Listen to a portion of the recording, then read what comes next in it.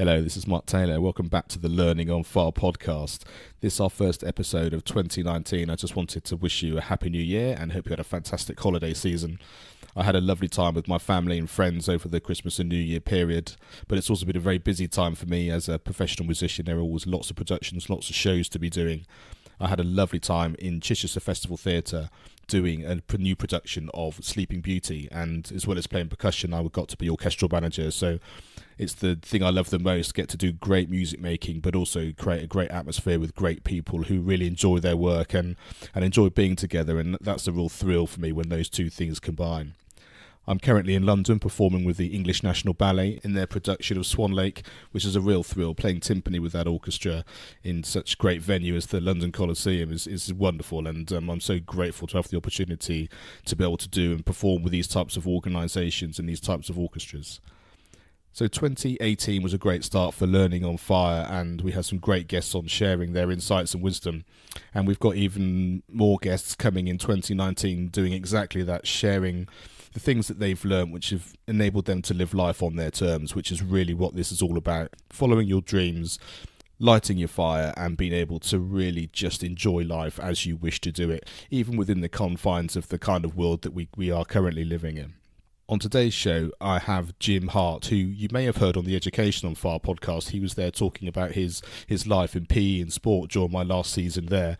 But today we get a real insight into what's made the person that wanted to give so much back into education and support children to live their best lives too. So I hope you really enjoyed today's episode with Jim Harte. There comes a time in every person's life when you realise it's not about doing what you are told, but doing what you know is right for you. Let us take a journey of learning and discovery with the world's most successful people who are living the life of their dreams, walking through life using their inner wisdom and being of service to others. Forget exams, grades and test scores. What is your purpose? As we let go of what we think should be and learn from our elders to gain knowledge, inspiration and a true sense of who we are. What are your dreams? Does your life have meaning? Are you living a life of significance? Let's talk with today's guest. Hello and welcome as we spend some more time together on the Learning on Fire podcast. Today I'm talking to Jim Harte. Hi Jim, thanks for joining me, and let's explore the journey of who you are. Great, Mark. Looking forward to it. So let's talk a little bit about where you're living and your background and a little bit of understanding of who you are as a person. Mark, I live in West Central Florida, United States, in the Tampa Bay area. My professional persona is I'm a PE teacher, also a soccer coach, and I use the football for those of you over on the other side there. I use that position to reach many people, both by coaching teams and also by running a summer camp, which is going into its 39th summer this coming year. And between those things, I use those things to try to paint a picture of belief and self-confidence to the people I run across, both the kids and the people that work in the camp. And so that's kind of it. The big defining moment of my life happened when I was 8 years old, when I lost my father to cancer. And then for the rest of the time, I've sort of been a bit wandering. And it took me till I was about 23 to figure out that, you know what, the best place for me to be is in the role that I'm in now, because there are a lot of 8-year-olds out there like that are looking for somebody like that can maybe help them out a little bit. And so that's what I try to do. I'm a reader, I'm a talker, I'm a searcher, always looking for wisdom, and whatever I can gather, I try to share it with the people that I'm in touch with. I try to stay in touch with my 8-year-old self. So that's me. That's really lovely, and I think that really is so key, and it comes across. Those of you who also listen to the Education on Fire podcast would have heard Jim on my PE season talking about all the fantastic stuff that goes on his school. So I recommend you check that out if you haven't heard it. It's episode 77, and there's some great wisdom in there in terms of how he works within the education field and how his PE and philosophy fits into their school. But I love that connection and that real sort of deep understanding. Like you said, there are so many people out there who are looking for answers or feel slightly disjointed with the world that that they find in their environment and looking for a sense of belonging. It sounds like that's something that, because of your experiences, you can identify with and support them with. Yes, and you don't see those people because they're well dressed, they're well mannered, everything seems fine with them. They get good grades. There doesn't seem to be anything wrong, but there is. It's not that there's anything wrong. It's more maybe something's missing, and they're out there, many of them, and they need guidance and help just as much as it's obvious when we run across people who are clearly struggling. They're homeless, or they're suffering in some obvious way that you can tell at a glance. But then there's this whole layer of people, as you know, Mark, because the Education on Fire and the Learning on Fire podcast is kind of speaking to these people. They're just wondering. They're just not sure yet. And they might need somebody to give them a little tap on the shoulder or a little piece of wisdom to help them along. And so I've kind of assigned myself that role.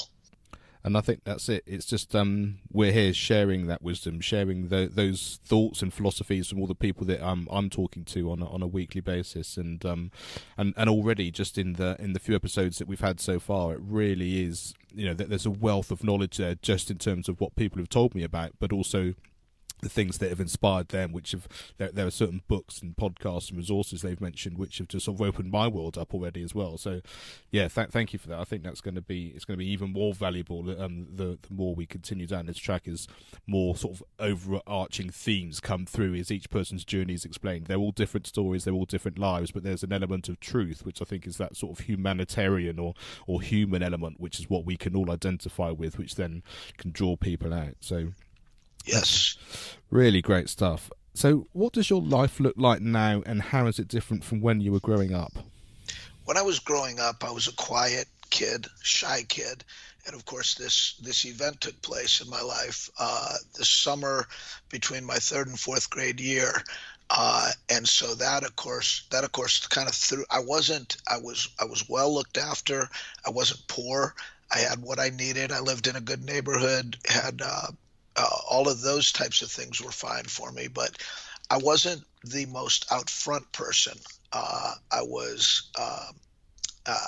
And then I got dealt this card, and I spent some time processing that when I was in fourth grade. I don't even remember fourth grade, but when I was in fifth grade, I had a teacher that started to draw some things out of me, and that became later very important to me.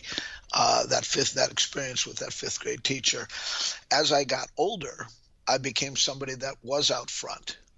Now I'm kind of out there. People know who I am, and they know about my camp, and the kids in my school know that I'm the PE teacher. I see everybody in the school, and so I'm quite different now than I was when I was that little more reserved 7 and 8 year old.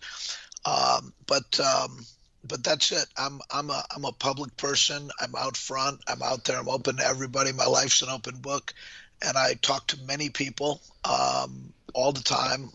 Always in that sort of idea of searching for something, searching for a truth, searching for some wisdom, searching for a way to help somebody. That's kind of where I go with it. I think that's a great place to spend your energy and to be searching, and the other thing I really liked about that is the difference between how you are at some points in your life and how you can then develop and be different later. And I think it's important to say here, there's no right or wrong. It's not like you should be this way or you should be that way, but you should be okay within yourself to who you really are. And I think the best gift you can give to other people is to be yourself. So by keeping yourself small or not being out there, if that's what you want to be, is actually something which, as you get more confident or as you feel more yourself and able to converse with more people and actually turn up in the world with your light shining, I think it's not just about how you are in the world, it's about how that influences everyone around you. And I think that's a real gift. So true.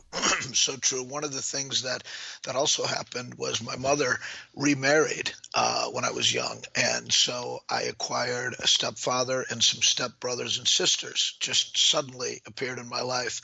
And many of them were the same age as I was. So there came suddenly this bit of of comparing and competing that wasn't there. It just became automatic. Just one day it wasn't there, the next day it was. And then, so learning to process all that and figure all that out, it kind of puts you a little sideways for a while. But there are kids out there all over the place that are having changes in their life pattern, whether it be a parent that's lost, or they move to a new city, or, someone, a parent remarries, a divorce happens. Things like this are happening all the time. And what I think happens is most kids sort of hit the pause button, and while they try to figure out what this new change is all about. I know that happened for me. And in that time when that pause button's been hit, you're kind of on the lookout. You're kind of quietly on the lookout for somebody to hit the play button again, so you can keep going. And if I can hit the play button for somebody, then I feel like I've done my job. Yeah, that's really great. And I think I think that understanding that I like that idea of sort of a pause and play button, because life does ebb and flow. There are times when you're very productive, you feel like you're on top of the world and you can achieve anything, and there's times for reflection, and there's times where things, like you say, become paused or stagnant in some way. But that's okay. I think a lot of it's just understanding that that's where you are, and that acceptance of where you are is really key. I think that the difficulty is, as you put really well, is the fact that as a child you often don't understand what that is. All you know is that you're, like you say, you're processing, or this has changed, and you don't quite know how to deal with it.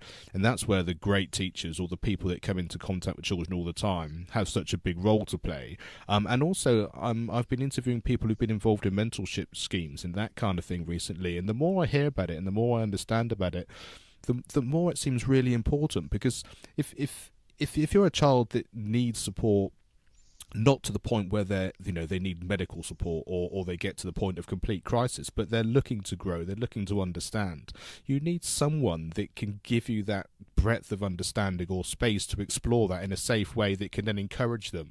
And it seems to me that a mentorship scheme actually is a great way of doing that, because it may be that a child, has a fantastic family life and they get everything they need from at home. It might be they're in a great school and they get everything they get from school, but it might be that you have neither, or some, or both of those. And I think having a place where you always know that you could go if you need that support is a very positive thing. And I'm interested to see where, in my life anyway, sort of how that sort of starts to develop, because it definitely feels like it's something important for me anyway. Yeah, mentors have been so key for me. I've been constantly looking for them. Folks, you related, or you referred to people that have had relatively normal upbringings, or I can't remember how you said it, but the thing is, you don't think about the missing foundational pieces. If you grew up and everything was great, everything was fine, and you take the world in, you're taking the world in from a perspective, think of it like sitting in a chair and looking things over, right? And so what you see is what you're looking at. But what if one of the legs of that chair broke suddenly? And now your whole world is you fell onto the ground, and this chair doesn't work anymore. Now you've got to either repair the chair, or find a different chair, or do something. Find a way to get that leg back up there fixed, so you can get back to that place that you once were. But then when you get back up on that chair, you're a different person, and you're coming onto the chair either with wisdom, or with anger, or with bitterness, or with something. And hopefully it's something good. I think one of the things that can happen is folks that experience things as they grow up, that are off the normal script, they can get back up on that chair and be a different, more powerful person, a more powerful influence, because they can understand, wow, that was interesting when I was on the floor there for a while. When I get back up here, I'm going to look for other people whose chair seems to have broken. That's it. It's a great analogy, that. And I think also, I was just picturing, as you were saying that, it's almost like, I was just thinking that the chair that you rebuild, or the new chair that you sit on, could almost like be 1,000,000 feet taller than the one you were on before, because you're just going to see the world, as you said, with that different understanding, that different perspective, and then to be able to see not physically what you see in the way that you did, but emotionally is going to be different as well in terms of connecting with people, like you said. And I think that's it's a great way of thinking about it. It's really clear. I really appreciate that. Thank you. You're welcome. And the thing is, maybe mentors will come into your life that never would have had the chair not broken in the first place. And like you said, they can lift you to places that you otherwise wouldn't have gone because you didn't think you needed to, or you didn't think there was never a reason to seek out these folks in your life. But when they come in and they share all this wisdom, it almost like, everybody should have their chair broken once in a while. Yeah, it really is that understanding that it's all a gift, even if it's painful while you're going through it. There's something there which just gives you an understanding that you wouldn't have had otherwise. I think you're absolutely right with that. Which teachers do you remember, and why? And also, what was valuable about your school experience overall? My school experience, the value in that was that, and I didn't understand the value till well after, but the greatest value was that school was a central gathering place where every child had to go to every day, whether they wanted to or not. So if your thought process was in helping people, then the best place to go is where they all have to go every day, and become a part of that, become a part of the mission of that place. If your idea was to try to offer wisdom to kids, you wouldn't go stand on a corner. You might not see that many. But if you can get involved in a place where that's where they all are. So that was a great value for school. I didn't understand it at the time. Another real interesting thing happened. When I was 15, our family moved from Illinois to Florida. And in the very year that we moved, in the United States, we started, at least in Florida, we started something called forced busing to achieve racial integration in schools. So what happened was African American students would get on a bus from their neighborhood and come over to a white school to get a balance of I think at the time it was like a 70%, 30% balance of a racial balance in each of the schools.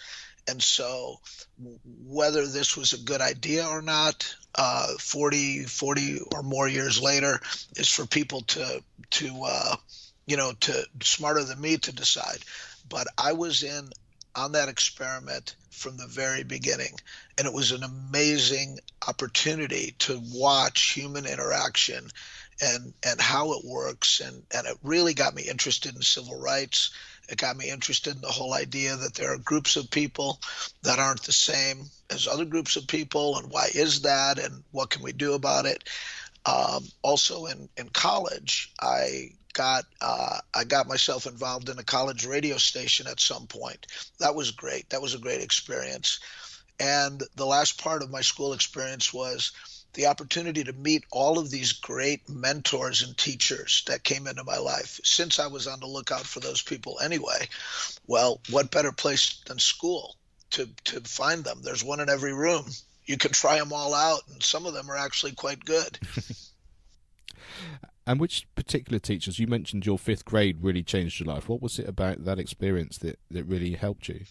Something he saw, and I don't know if my parents told him, my mother, I don't know if my mother explained to him who I was, what was going on. I actually don't think that happened, but his name was Mr. Croca, and he just had that quiet wisdom that good teachers have, and his radar picked up on something in me. It's not that he did anything outwardly. I can't even remember a single outward thing that he did, but it's more the way I felt that this man cared for me. He cared about me. He looked out for me, and I left Mr. Croca's time with him feeling like that man can see me. Now, maybe he made every child feel that way. I don't know. Maybe that's just how he was, but it was very important for me at that time because this was within about a year of my father passing. It kind of gave me a kickstart back in. Maybe he's the one that hit my play button to go back to the old analogy. I had other teachers in middle school. I had two PE teachers, Mr. Winowski and Mr. Romes, who I thought, wow, those guys could do a lot better than what they're doing. I just wasn't impressed with them as PE teachers. And I thought, when I was growing up, I played sports with all my friends all the time. So we looked forward to PE. And I thought those guys were just not the greatest. They were okay, but they talked too much and they weren't that excited about us kids. High school had some interesting teachers that made a difference. Mr. Zymek using humor, like he would say things like,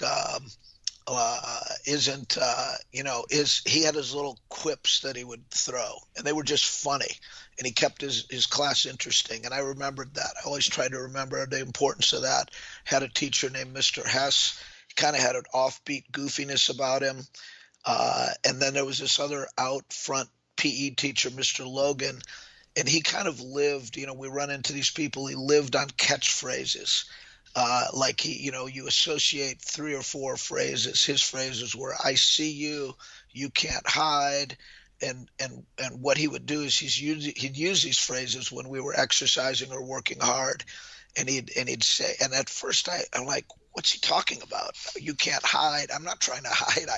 I know he can see me. I'm right there. I mean, but as he would continually use these phrases, it wasn't so much about deciphering what they actually mean.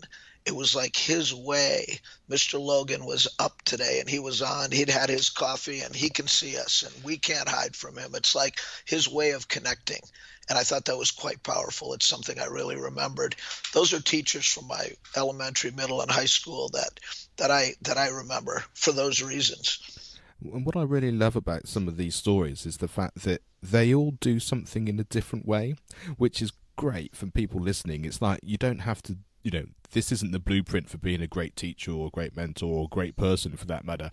It's actually the essence of who they are, the fact that they can see you as a child, that see you as a person, but how they actually communicate that, how it comes across, and how that is for the person involved in that relationship is always different. But I think the essence of it's the same, and I think that's the key thing. And we were talking before about that sort of thread of human nature sort of going through. I think that really is just key, which is great to hear. I really love that. Mark, there's one other, a first grade teacher I had. Now I was 6 years old. Mrs. Kurnt was her name. And I don't remember how she looked. I don't remember anything she said. But one day when the weather changed, and must have been around November or October, something like that, when it began to get cold where I used to live up in Chicago, Illinois, my parents sent me to school in this brand new sweater. It was a nice sweater. And I got to school and Miss Kurnt saw me and said, "Oh, I love that sweater," and gave me a big hug. Well, here I am almost 60 years later, and I can still remember how it felt when this teacher showed that sort of affection. And it stuck with me. I think of all my teachers. That's one of the first things I think of, this first grade teacher giving me a genuine hug. And that's powerful. And all these teachers, I'm not talking about any of them based on anything academic, nothing about how they taught their lessons. It's like you said, it's more about how they are as people. And the thing I would say to anybody going into the education field, you're not in the education business, you're in the kid business. And if you can understand that, everything else will take care of itself. Yeah, I think that's great advice. Who did you admire when you were young, and what was it about that person that had such a big impact? Well, the biggest impact people that had on that had on me, there were many. A lot of them were my college professors. I had this guy Jack McKenzie, probably had the biggest impact on me. He's a soccer coach of the college I went to.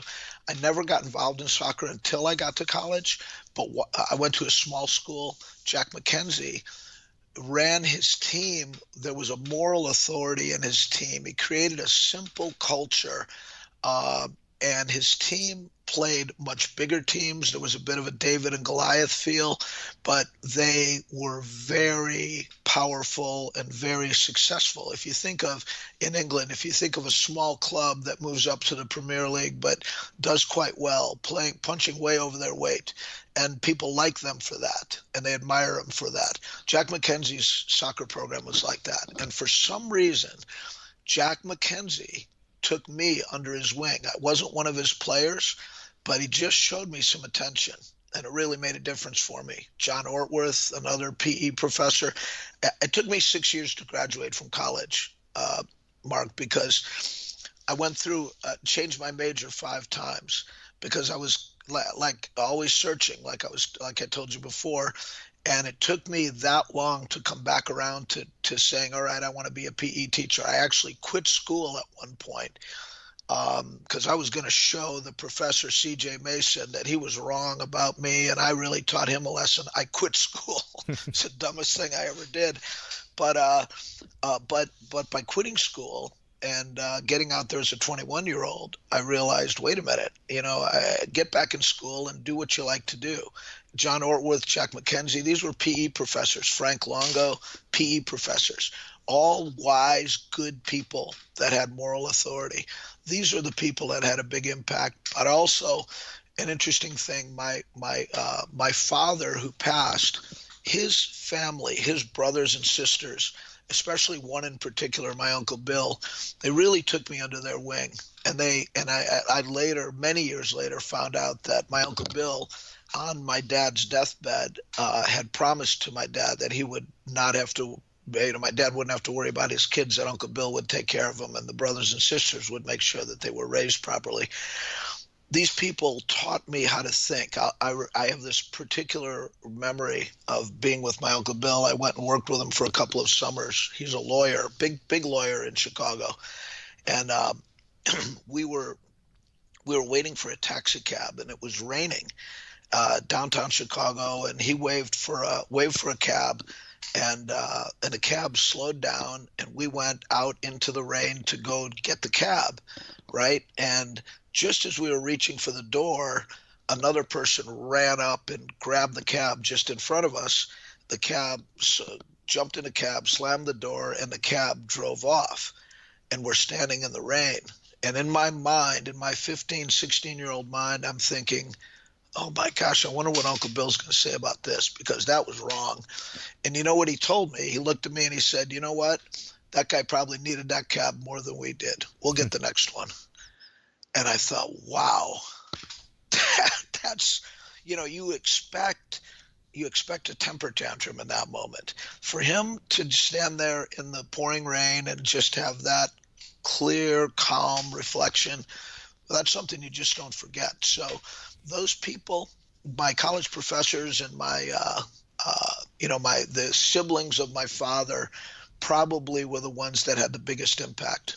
Yeah, no, I can really understand that, and really makes a lot of sense. And just tagging on to that story you said about the taxi, and one of the things that often sticks with me is the fact that when you get put in that position and you sort of feel wronged, or you feel like something was not right, just having that perspective of kind of, you don't know what's going on in that other person's life. That they could have been going anywhere for any reason, which was incredibly important. And to have that self-understanding, to appreciate that when you feel like something is not as it should be, I think is a great thing for people to share and to understand. So I really like that story. Really think that's such a great way of being. What was the best piece of advice you've ever been given, and who gave it to you? I've had a lot of good advice. I ran across a great mentor, Dr. Tom Fleck. Dr. Fleck is considered a pioneer of American youth soccer, and he's written books. People know about him. There are awards named after him. Again, I've been fortunate to run across him. He saw something in me that I didn't see in myself, and he gave me a chance to to rise up in the world of soccer. But he told me a few things that I've lived by. First thing is, he said, if you're going to coach kids, you've got to get inside the belly of a 9-year-old, and you've got to see the world from that perspective. And if you can't do that, then you're not gonna be as effective. I've always tried to remember that. Another thing he said is be an original. There's plenty of cookie cutters out there. Give the world a reason to think that you're a little different. Don't be afraid of being an original. And he said, when you lose your fire, it's time to get out. If you don't wake up every single day excited to get after it, that's the day you need to leave. Dr. Fleck taught me that stuff. There was a guy named Pat Logan that I worked with, really smart, wise teacher, worked many years with him. And I was younger in my teaching career. He was older. And he saw the value of PE and the value of recess, actually. He believed in recess, just free playtime at school, as one of the most important times at school. And we would go out there and supervise recess together. And he taught me a lot about why that was so. And whenever there was a problem at recess, and my young teaching self would charge over there to solve the problem and fix things, right? And this is the thing we're trying to tell people not to do. Let the kids sort it out, right? Well, Pat would never stop me from doing that, and he would never say anything to me about doing that. And then one day, when I was getting ready to go charge over and solve another problem, he said to me, "Go and split that baby, Solomon." and I'm thinking, what did he just tell me? I didn't understand it. I went around, I solved the problem. I played the sheriff of the playground, fixed the thing that happened. I came back. I said, "Pat, what does that mean?" And essentially what he was saying was, "Hey man, you're running over there to fix problems. You're splitting babies in half. You can't split babies in half. Let the pack sort it out. It'll take care of it." That's another person that taught me a lot was my stepson Rob and my other stepson Brian. They taught me so much. And Rob, one of Rob's favorite things is let the pack sort it out. My wife, Karen, with my daughter who was a picky eater, she taught me probably more about teaching than anybody I've ever met. And one of the things she taught me was creating choices for people that result in what you want to happen no matter what. And so, in other words, her thing was, if we want to get Katie to eat broccoli, what we say is, "Katie, would you like to eat the broccoli with the spoon or the fork?" And either one is fine. And Katie would choose a spoon. There goes the broccoli. It doesn't matter what that one little choice was. The bottom line, the broccoli was eaten. Too often we get in arguments with people about things that we don't have to argue about. And Karen taught me this little tactic of creating another choice that gives the person who wants to argue the feeling like they've won some kind of an argument over you. But the real important thing actually happened that you wanted all along. That was great stuff. I've got so many more. So many people have helped me so much. But those would be some that I would say. Another one, Dixie Swenson. I worked in the John Anderson for President campaign in 1980. And that was a third-party candidate with the campaign between Ronald Reagan and Jimmy Carter for the 1980 presidency. I was a campaign manager, and Dixie Swenson was a campaign manager on a bit of a higher level. And we used to do campaign events. And Dixie Swenson said, always plan rallies with the idea that everything's going to fall apart, and then have a plan for that. And if you can have a plan for that, you can have a plan for everything. I've always approached every class, what if this class totally falls apart? Then what am I going to do? And when you know what you're going to do in the worst moment, you're calm, because the worst moment hits, you already have an answer for it. That's been a great piece of advice that I've gotten. So, that's it. That's some stuff right there. Yeah, that's great. I love the second choice idea. I think I can really see how that's incredibly clever. And like you say, results in everybody getting what they want, and that's yeah, a really interesting thing. I'm going to think a bit more about that as the day unfolds. Um, what advice would you give your younger self now? uh, to believe in yourself and to just push forward, not to be hesitant. Most kids, you have those natural kids that are just naturally confident, right? And that's some people, but it's not a great majority of people. Most kids are hesitant. They are actually smart and they have a good moral and uh, you know character background in them to make good decisions, but they're just not confident yet in making those decisions. Funny enough, I in that John Anderson campaign that I was talking about, in when I was 23 years old at this time, and doing quite well in the campaign. And then the campaign at one point said to me, "We want you to go to West Palm Beach, Florida, and we want you to appear to represent the candidate in a candidates forum in West Palm Beach." And that was about a 4-hour drive away. So I thought, wow, this is pretty exciting. They want me. I must be doing pretty good if they're going to send me down there. And so I said, what's it about? And they said, it's a 3-candidate forum. There'll be somebody representing each of the 3 presidential candidates. Okay, great. I've done that. I'd go to churches or school, halls and do that. I was comfortable with that. And I said, how many people will be there? They said 1,200. And I was like, wait a minute. Do you know that I'm a kid? Do you know that I'm 23 years old? And I said, who's going to represent the other 2 candidates? And they said, well, Ronald Reagan will be represented by William Simon, Secretary of the Treasury, and Jimmy Carter will be represented by Robert Strauss, which is a Democratic Party national chairman. I said, guys, you don't understand. You're talking to a kid here. You don't want to send me into that forum with that kind of heavyweight representation from the other 2 candidates. Is just going to make John Anderson look like he doesn't have anything. Send somebody from Washington, D.C. And that's what they did. Boy, I wish I could have had that one over. I didn't believe in myself enough to throw myself into that forum. And what's the worst thing that could happen? And John Anderson just got 6% of the vote anyway. He was never going to win the presidency. And I wish I wouldn't have passed on that. I passed on some things when I was young. But the biggest advice I'd give to young people, you can do it. And guess what? Even if you can't do it, it'll be worth it anyway. You'll learn, you'll get better. The other advice I'd give is read books and talk to people. These are the best ways to learn. You read, you talk, you learn.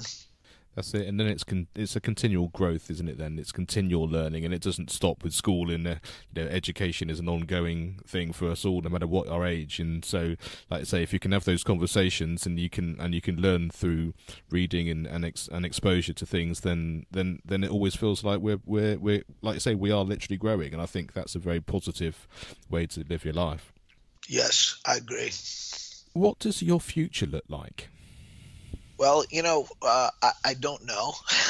I feel like I've come to a point in my life where I have something to say, and I should say it.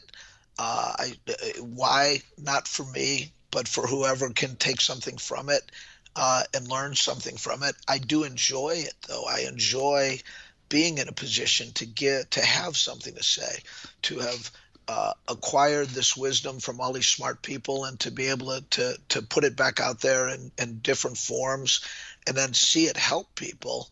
I'm not the smartest person in the world. I'm certainly not a doctor or anything like that, but I think I can put a point of view out there that people could maybe latch onto and get something out of.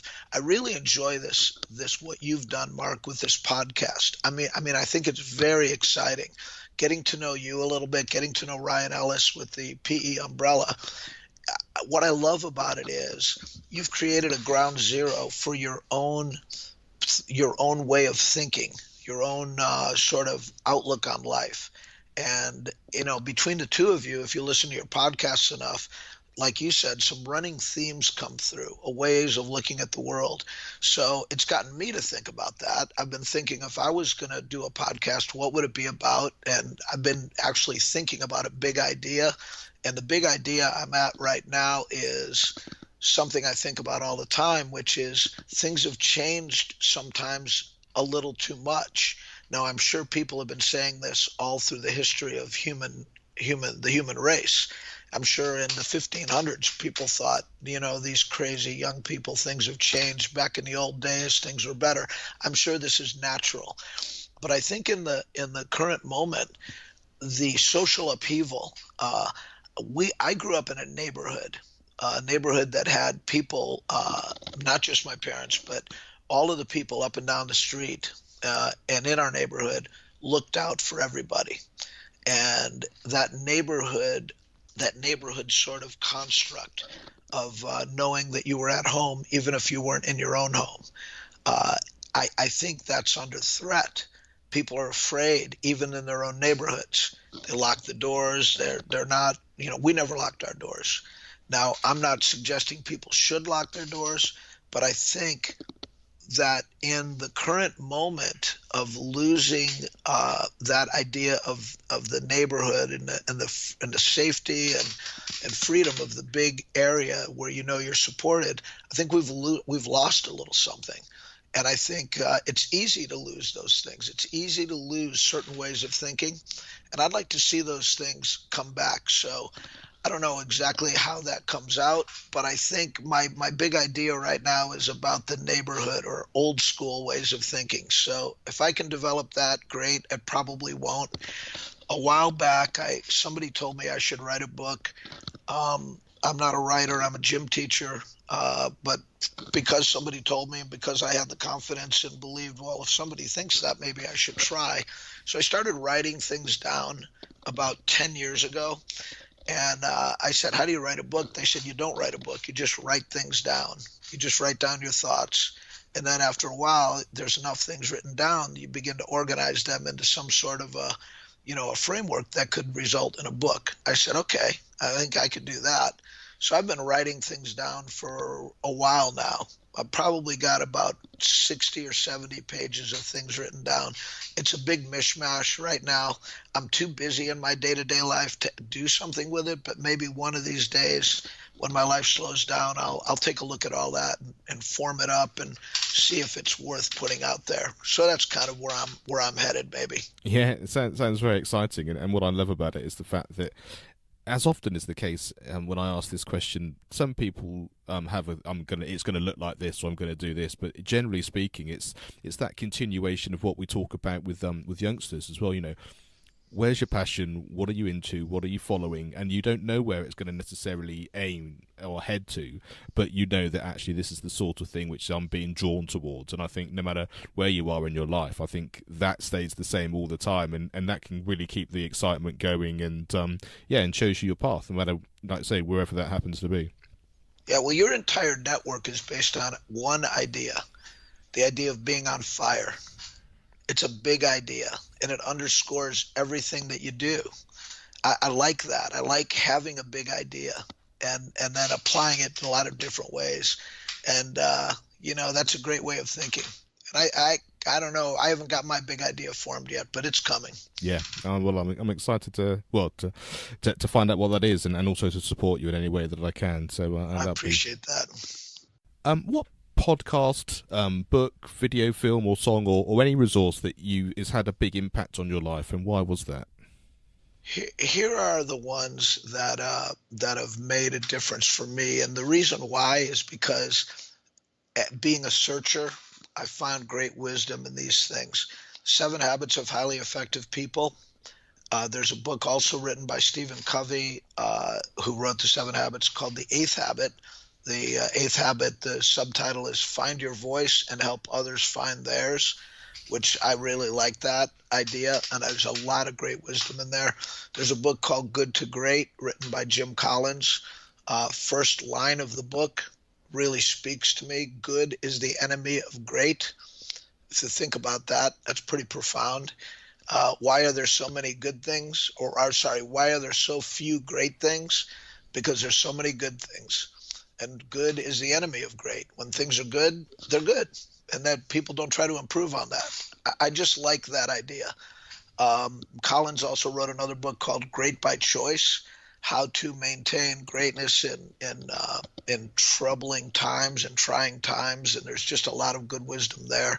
I read a book called Swim with the Sharks Without Being Eaten Alive. It was a book written by a guy named Harvey McKay, who is how to survive in business when lots of bigger businesses are around nipping at you. This is kind of a returning theme from Jack McKenzie's little soccer team to, the idea of being the little guy who fights in the world and maintains their place and even excels. And Swim with the Sharks is about that. Beware the Naked Man Who Offers You His Shirt. It's another book by Harvey McKay, gotten a lot from. A book called Ice to the Eskimos. It's the subtitle is How to Sell a Product That Nobody Wants. And there's so much great stuff in there that I've used in my teaching, because teaching is essentially selling. You're selling a point of view, and you're hoping that the kids buy it. It's all sales, really, and using good sales techniques really works for teachers. Kids don't care about your academic knowledge and the PhD or whatever next to your name. They just care about, are you saying something that interests them? One of the biggest things I got this from Pat Logan, is a book called Please Understand Me. And there have been two versions. One came out in 1978, one in 1998. So Please Understand Me 1 and 2. And it really is kind of based off of Myers-Briggs kind of construct of the human race, that people have a predisposed way of the way they came out of the womb, essentially. And there's 4 different groups of people: the guardians, the idealists, the artisans, and the rationals. And within those groups, there are subgroups. And no matter how much you try to change them, that's who they fundamentally are. And if you just understand them and work with them as they are, you'll do a lot better. I really have learned a lot from that book, especially in working with kids. I see people trying to change kids. You can't change them. You can only teach them. There's another book, Team of Rivals. It is a book about the Abraham Lincoln presidency, and where Abraham Lincoln took all of his just terrible rivals that they all hated each other, and he pulled them all together as a team to save the Union in the Civil War when the South broke away from the North here in the United States. Abraham Lincoln put the vision of the Union above the rivalries that these people had, and he created a team of rivals. It's a great way of thinking for a higher purpose. Those are just a few that I've really gotten a lot out of. We're going to have all of these. They're all going to be on the show notes, so go and check that out. That's going to be on educationonfire.com. And if you go to the search bar, just write Jim Harte in there, and all the podcast and related things to Jim will pop up, and you can click on this Learning on Fire podcast, and on those show notes will be all these resources that you can check out and follow, link through, which I think gives you great advice and great things to follow up. So for those that have enjoyed this, Jim, and want to know more about you, what's the best way for them to find out about you? Where can they go and search? The best way to do that is there's a website, msccamp.com. That is msccamp.com is the website that sort of catalogs the Marauder Soccer Camp, which is the name of our soccer camp, sort of the ground zero that I operate from. You operate from the Education on Fire ground zero. My ground zero is Marauder Soccer Camp, and from there I've got a staff at Marauder Soccer Camp, almost all of which are former campers that I come into contact with when they're 7 and 8 years old, and they come to the camp and later join the staff and later go on to great things in life. And I catalog the lives of those people on the website. The website tells all the things we do at camp and there's a lot of stuff there. I've been adding to it for about 15 years, and that's probably the best way. Ryan Ellis insisted that I get involved in Twitter. Twitter scared me for a long, long time, but I have taken the plunge.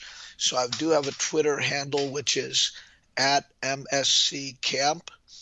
And I've got a Facebook page. I don't really do much on that. I look at it, but I don't really put stuff on there that much. Those would be the ways, to the best ways.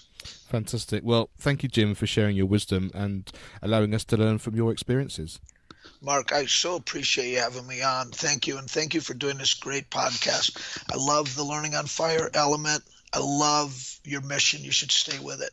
Thank you very much indeed. I really appreciate that. Thanks for listening to the Learning on Fire podcast. For more information, please visit educationonfire.com and follow the links from the homepage. This show is sponsored by the National Association for Primary Education.